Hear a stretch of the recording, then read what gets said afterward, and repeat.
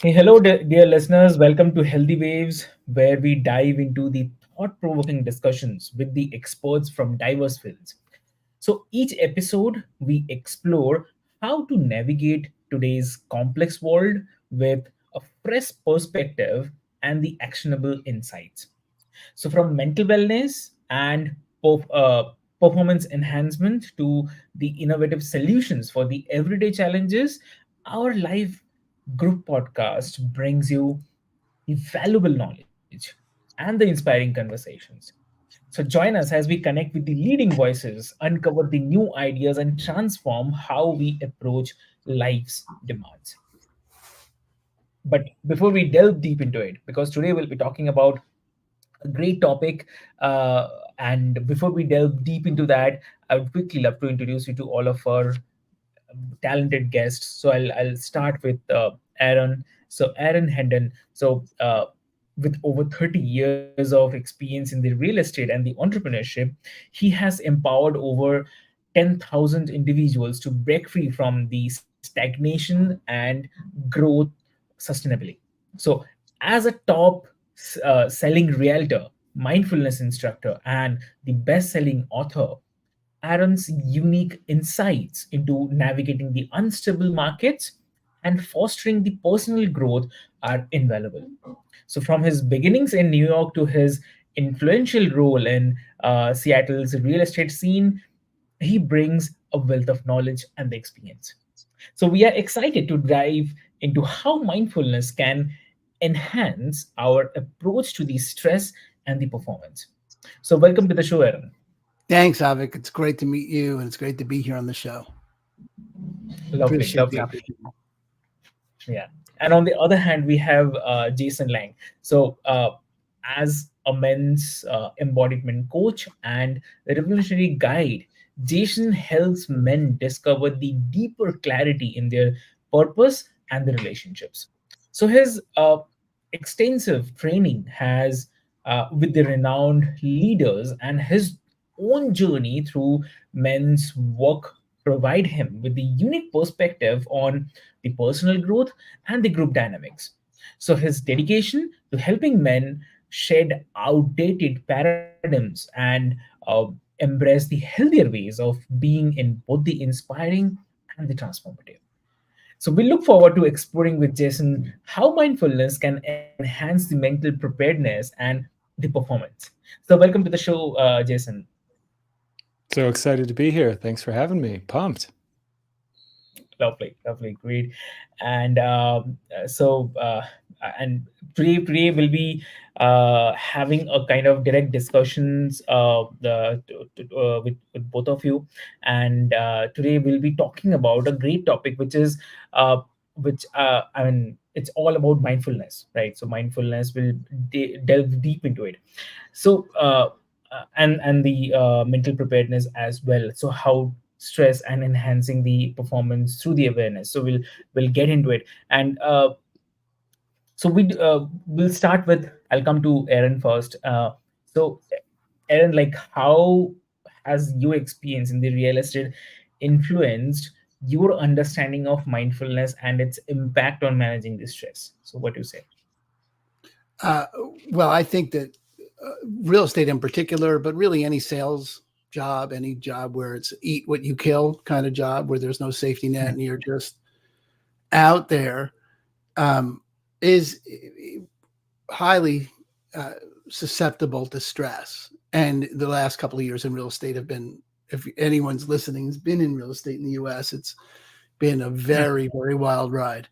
And one of the things I noticed was that every sales coach in the world talks about how you need to have an empowering mindset. Mindset is critical in sales. I don't think you can find a sales training that doesn't talk about the importance of mindset.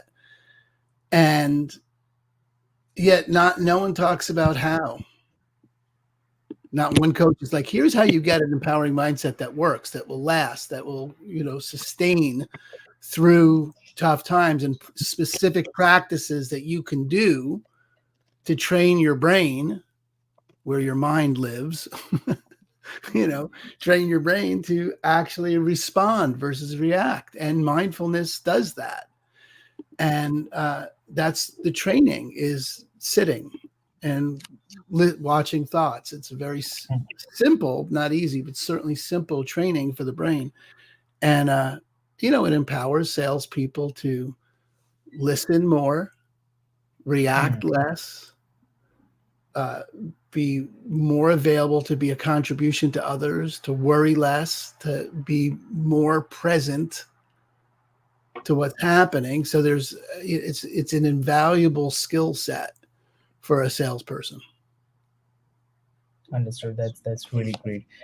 And so I'll come to Jason. So according to you, how does mindfulness intersect with your work as a men's embodiment coach in helping men find the clarity and the purpose? So what do you say? Yeah, absolutely. So, in the work I do, we focus a lot on cultivating our masculine energy, right? Which is something both men and women have. It's our agentic, out in the world, take action, directional, structured brain, right? In a sense. And another way to put that is it's our awareness. So our consciousness. Consciousness and awareness tend to be more identified with the kind of masculine side of the equation. And just like Aaron said, the more aware we are of what's happening, the more choice we start to have in terms of how we want to respond to the moment and the actions we want to take in the world. And the difference between reacting unconsciously or responding with intention, right, out of conscious choice and volition, makes a huge difference in men's lives. In the work I do, when we start to cultivate that mindfulness, in a sense, and then we pair it with, and what do we have to do so our nervous system is actually regulated enough to be able to take the action we want in the world, is something that I think men in particular can be pretty bad at in terms of neglecting their actual bodies, their health, their wellness, their energy, their sleep. And we'll turn to substances, to try to kick ourselves into overdrive or to keep going. So even that is a type of mindfulness, to realize, wow, I could spend all day trying to do this action, but if something in my body isn't feeling good, it's going to be 20 times harder than if I address whatever's happening in my body that's dysregulating me. And suddenly I can be free to, take action in a different way. And, another thing I'll just kind of end the note on this is, structure, bringing more structure to our lives, I think, again, ties right into what Aaron was saying, particularly even on the mat. What I experience and many men I work with is, it's like, if we don't have a lot of structure in our lives, Yeah. and there we got 30 minutes for a sit, but part of our brain, to use the kind of platitude here, is thinking about, oh yeah, I got to get the milk after work today. Otherwise my wife's going to be upset. That is Mm. part of your presence, your brain power, that is going there right now and is not actually here in the moment, in the sit. So Yeah. helping men bring more structure to their lives, so that things like that, things they have to do, tasks, just to have a system, in a sense, that, okay, I can trust my life so that when I'm in a moment, I can actually be present in it. Tends to Mm. change a lot for a lot of guys. Understood. That's something. It happens most of the times. I have also been seeing that. So thanks for sharing this. And so Aaron, like I can come to you. So like, if you can share any specific instance where mindfulness significantly helped you, or maybe someone you have coached, overcome the challenging market condition. Well, every day, frankly. I mean, so yeah, for a specific example, I would just look at um, there was time earlier in this year where the last 12 months in Seattle real estate, but really national real estate, 50% of the deals went away. So last year there was 50% less transactions than there were the year before. And there's really no pathway no reasonable person could see the data and think those deals are coming back anytime soon. So half the amount of business for real estate is gone. And, we were going through our savings, and, my wife and I'm working, and there's just half the deal. So it's my salary, like, okay, let's go. Where's the money coming from? And, one of the things that I noticed was that in the past, I would get frantic and get worried and be, what I would call doubling down. I better work harder. I better do more work because the results are not coming. So I'm going to work harder to get this result. And, through practicing mindfulness and really just sitting for 30 minutes a day, and it started with 10 minutes. If anyone's listening, like, I'm never going to sit for 30 minutes. It's cool, dude. Don't worry. Start at 10 and start at 2. It doesn't matter where you start. Right. Yeah. But just start practicing and intentionally practicing mindfulness meditation, which is really, and gratitude meditations in particular. And authentically dealing with what's in my space that I'm not grateful for, and not glossing over it, not just putting icing on it, or not pretending I'm supposed to be grateful or any of that bullshit of toxic positivity, but really actually sitting with all the hard stuff and sitting with everything. Over the past 6 months, I've got, more business in my pipeline today than I had all of last year, like more deals, listings and buyers and escrow and like that. And I'm working less. I'm physically doing less work. It's the motto around here now is don't double down, slow down. And that's what we're taking on in the business, is just slowing down and watching our reactivity.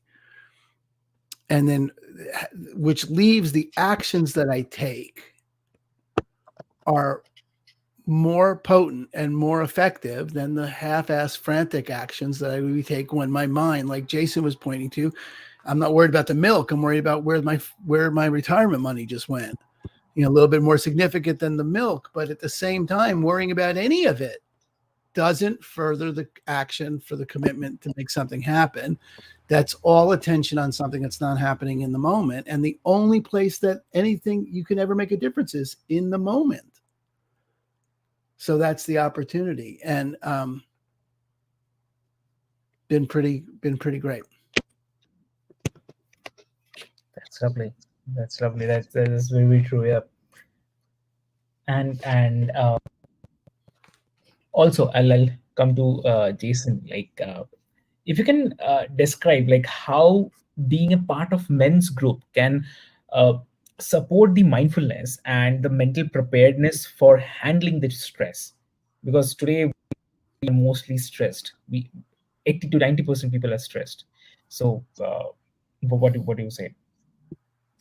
Yeah. So one of the big ways, right, I work in the world is by helping get men connected into men's groups, right? And the idea of a men's group is but really a peer group of any kind. It could be, right, a real estate peer group. I just happen to focus on men's groups. But the idea is probably the greatest antidote to most stress in the world is actually connection.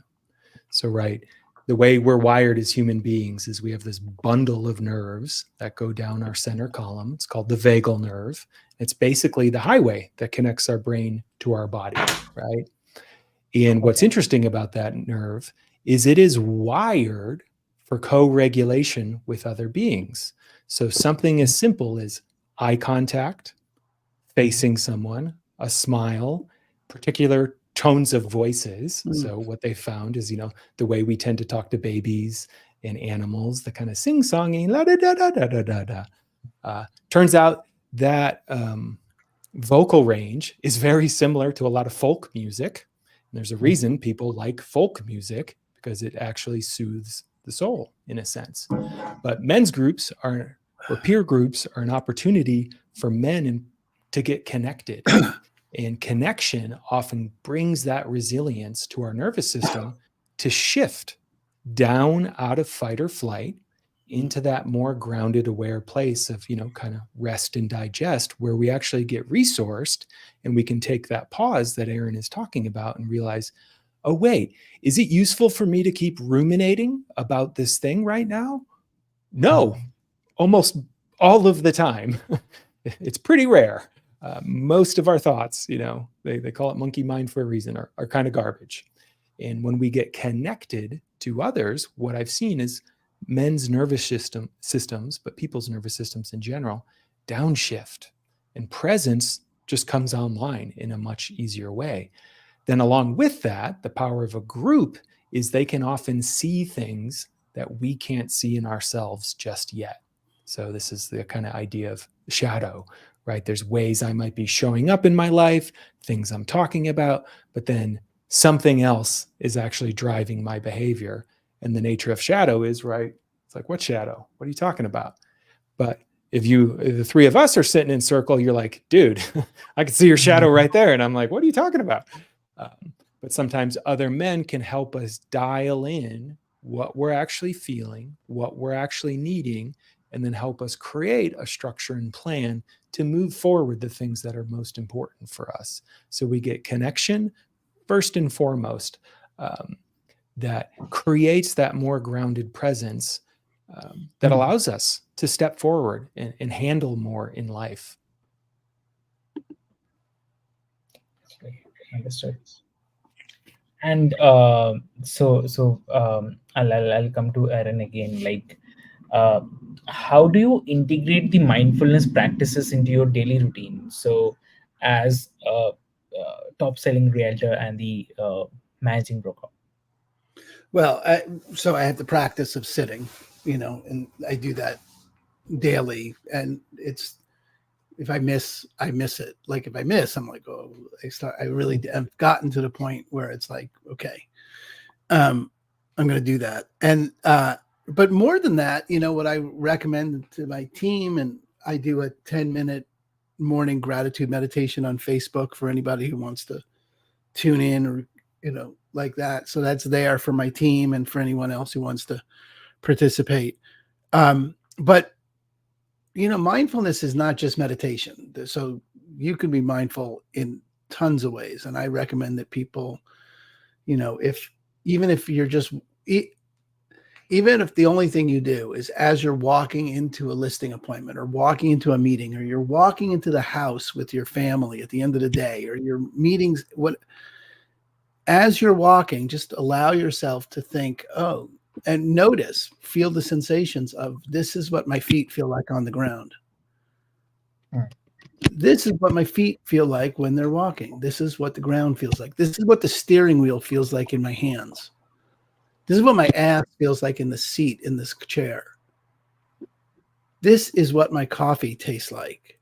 Without labeling it good, bad, it's hot, it's cold, whatever. No, just this. And that little pause of this, and noticing whatever the sensations of this are, you're present. The body is always in the present. Your thoughts are always in the past or the future until you bring the body is the easiest thing to anchor to, because the body is physically, that's it. It's your anchor to the present moment is your body. Your body's always in the present moment. Whatever the floor feels like in this moment is what the floor feels like in this moment, is what the present moment feels like. The temperature on your skin right now is the temperature on your skin right now. This is it. And so to connect to the body is the simplest way to get that done. And you can do that. I always tell people it's reps, not length, that matters. If you did that practice 15 times a day, it would be, as I don't know, technically, I don't have evidence for this, but it would be as valuable as sitting for 10 minutes. Reps, breaking up the monkey mind, as Jason said, breaking it up, piercing through the the somnambulant nature of life. You're just going to actually cause yourself to be present over and over and over and over and over and over and over and over. Makes the difference.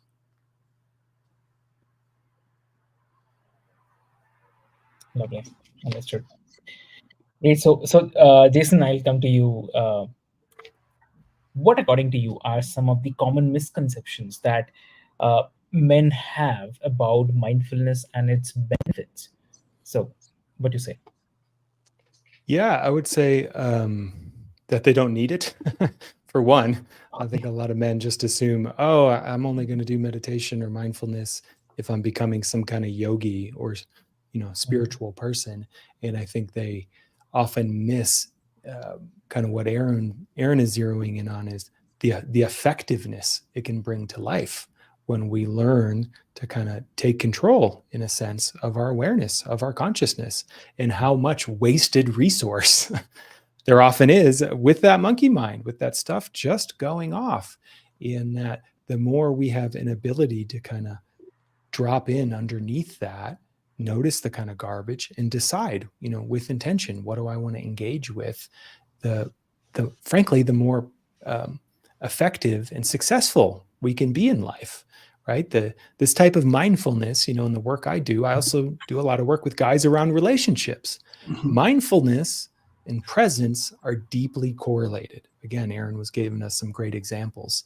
And you want to have a better relationship, get more present, right? That's most what every man could bring more of to his relationship is presence.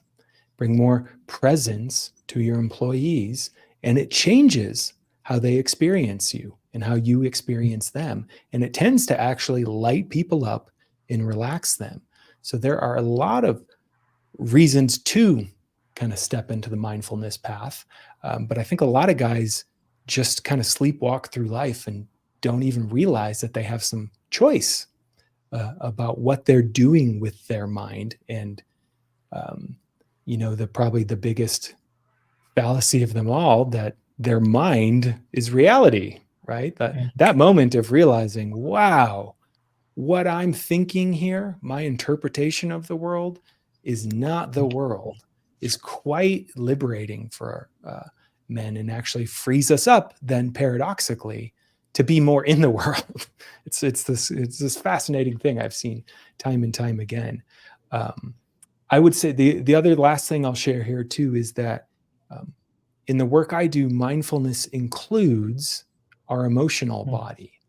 And for a lot of men, we neglect our emotional body, right? We have this sense, or we're taught by our culture a lot of times, that men should not have feelings.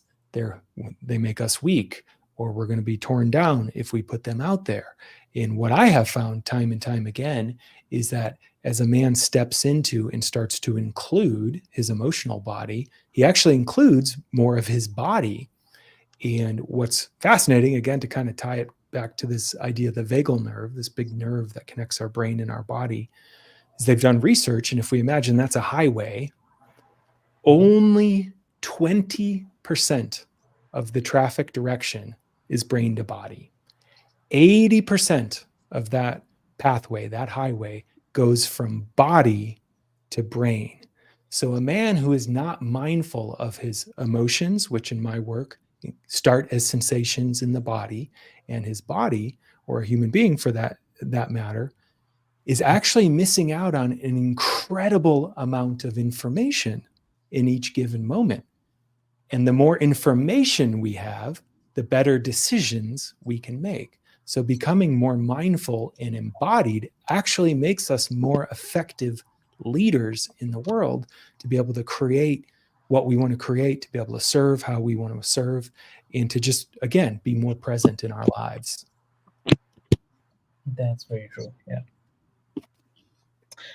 So, on this, I'll come to Aaron. Like, in your view, uh, what role does mindfulness play in the long-term success as an entrepreneur? I think as long, so if you lived in the 1960s, in the United States analogy, but if you lived in the 1960s and you saw someone running on the street, you'd think they were being chased by someone, because there was no context for running as an access to healthy living. That wasn't the context for running. That wasn't a thing. And then later in the late 70s, if you saw someone lifting weights, you would think they wanted to look like Arnold Schwarzenegger, because there was no context for lifting weights as a methodology for staying healthy. And if you look at people who promote meditation, you think, oh, well, they're hippies or yogis, or, they're, you know, peace and love and let's go. So there's no context for meditation and mindfulness as a access to healthy living. And yet you work out your body today and you have no question about the access that gives you to longevity. No one at this point in culture thinks, oh, well, if you're taking, it doesn't make any difference if you work out or not. No one thinks that. People know that you work out your body in a particular way and you increase the longevity and the quality of your life going forward. And mindfulness is scientifically as proven of a technology as aerobic exercise or resistance exercise is for growing muscles. Mindfulness meditation is as demonstrably effective at growing gray matter in the brain. New neuronal pathways show up that reduce flight or fight responses, that grow the prefrontal cortex so that you're more able to respond. And you're literally doing the same kind of work you do by aerobic and resistance training you're doing for your brain by meditating. And so your question about what role mindfulness takes in terms of one's longevity as an entrepreneur is, well, you want to be healthy, use the machines that work out. You gotta do some kind of aerobic activity. You got to do some kind of muscle resistance training, and you got to sit and meditate. That's just what you do. You work the muscles you want to keep. Sort of like the dentist joke. What do I have to floss my teeth? Only the ones you want to keep. Yeah. So you only have to work out the muscles that you want to use later in life. And meditation is, in fact, a workout for your brain. So exactly. There you go. That's really perfect. Definitely. Thanks for sharing this. I really love that quote for the dentist part. Yeah. And also for Jason, I'll come to you. How has your own journey through the men's work shaped your approach to the mindfulness and the stress management? Yeah, it's completely, transformed, I would say, the capacity, in particular, of my nervous system to hold intensity. So a lot of men's work, right, is a practice, and most indigenous traditions, had a version of this, of we do hard things that are unpleasant so we can learn to stay aware, grounded, and focused on what we want to do. And so a lot of men's work that I do is that it's challenging physical practice, challenging emotional practice, and challenging mindfulness practice of what am I doing with my awareness that helps us literally have the capacity to hold more. So whatever's going on, whatever the stresses of my life are, from the environment, through my relationship, through my work, can I keep breathing, stay grounded in that more relaxed, able to respond place that Aaron is pointing to? And my capacity for that has gone through the roof in terms of how much intensity I can hold as a father, as an entrepreneur, and as just a man trying to survive, right, in these wild days we're living in. It takes a lot. But it really comes down to, what am I doing with my awareness in the moment? And men's work, I would say, in particular, has gotten really built the capacity in me for being conscious of my breath, right? And I say breath is the portal between our conscious and our unconscious, in that all these systems in our body that just run automatically. Breath is really unique in that right now, most of you hadn't been trying to breathe in the last 5-10 minutes, right? It was just happening. But as soon as I bring your awareness to it, oh, wow, that's one system. Our consciousness can actually interrupt, in a sense. And by interrupting it, we can change the state of our whole body. Okay, there's the downshift, right? We tend to exhale more to to down regulate. So men's work in mindfulness, they're pretty woven in my experience and what I've gone through in terms of just the literal practices we do, which are again all about, can I experience intensity and stay aware of where I'm putting my awareness in the moment. It's kind of that simple, so that I have that choice of right now, I could focus on how much my arms are burning from this exercise, or I could focus on something else, right? That is a superpower when we realize it, that, wow, where I put my awareness is a choice I have in any given moment. And those that learn to master that tend to become very successful in life, like, just to put it simply. Okay, great. That's really great. And so before we wrap, uh, I'll request if both of you can share one advice.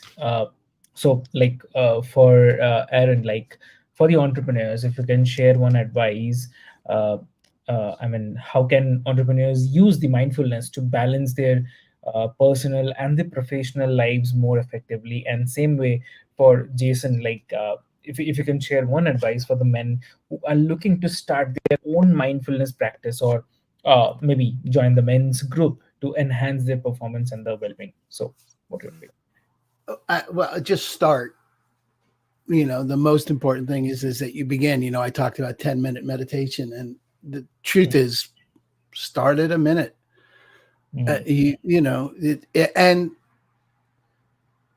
like anything else, like literally anything else you want to get good at, you can start on your own, but really there is, and I have found this to be true, there is a massive advantage when you get a coach in anything you're committed to. And I know it seems silly. It certainly seems silly to me for years about having a meditation coach. I'm like, what they're gonna sit there with me and talk? What is the? But the truth is, to have someone you can talk to, someone I can talk to and ask questions and sort out what comes up from the cushion and get it sorted out, makes an enormous difference. And mm, just like anything else, if you're going to get committed to it, start, and then find someone you can talk to so that you can get better. Because like Jason said, you can't see your own shadow. You just can't. That's just not the way it works. And so start and then get a coach. great. I'll jump on that train and say, don't do it alone.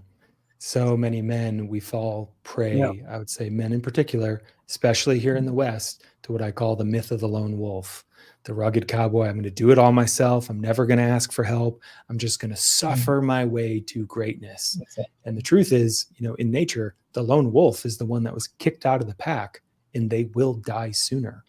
And there is so much evidence as to what isolation does to our health and well-being and longevity long term. So don't do it alone. If you need support, find a community, find a coach, stretch into that. It's vulnerable. It's awkward for a lot of men at first, but I guarantee your life will get better. Most men, when they're in pain, withdraw and hide. At the exact moment they actually need to come forth to get connection. So there's so many different ways to do that. The men's groups I run are just one version of that, but don't wait and don't do it alone. Great. We're on the same page on that. Both all that stuff. Lovely. That's really lovely, and I do agree. Like, and there is no shame or there is no harm for asking any help, for asking the support. So it's totally okay. It's totally okay to seek any support. So thank you so much for joining us in this episode of Healthy Waves, dear listeners. And we hope that today's discussion has sparked new insights and inspired all of you to explore how mindfulness can transform our approach to the stress and the performance. So, for this, a big thank you to our incredible guests, Aaron and Jason, for sharing their expertise and the valuable perspectives. So if you all have enjoyed today's episode, do not forget to subscribe, rate, and review the podcast, because your feedback definitely helps us bring you more relevant content and more relevant discussions with the experts for sure globally. So stay tuned for more engaging conversations and expert insights right here on Healthy Waves. And always remember that the journey to a more mindful and the balanced life begins with just a single step. So we look forward to continuing this journey with you all. And till then, stay healthy and stay safe. So thank you so much.